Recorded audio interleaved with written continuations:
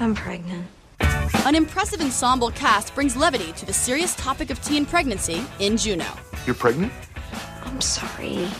I'm sorry. And if it is any consolation, I have heartburn that is radiating in my kneecaps.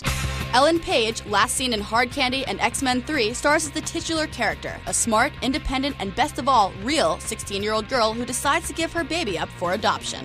I mean, I definitely found her like disarmingly confident and frank, but also underneath it all, like trying to figure out who she is. I mean, I was pretty unbelievably stoked when I first read the script because I felt like JUNO was a teenage female lead that we'd never seen before.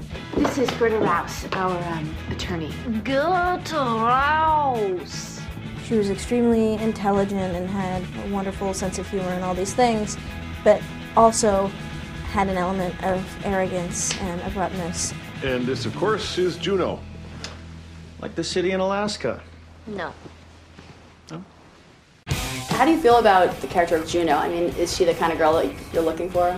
I guess so, yeah. I mean, you know, kind of a quirky girl with dark hair. I think that's kind of a lot of guys' criteria. And as the father to JUNO's baby, Superbad's Michael Cera plays the unlikely yet idyllic heartthrob, Polly Bleeker.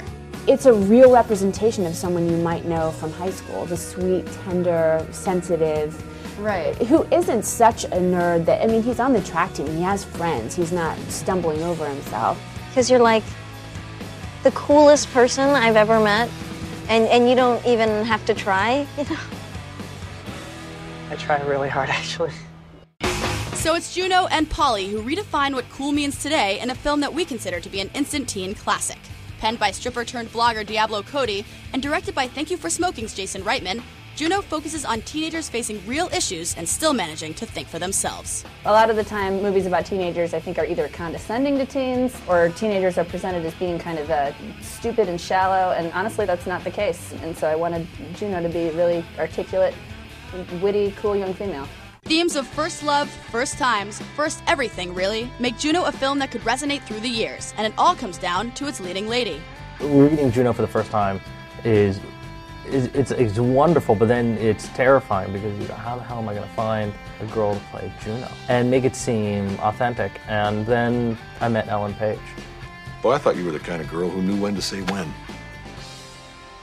I don't really know what kind of girl I am.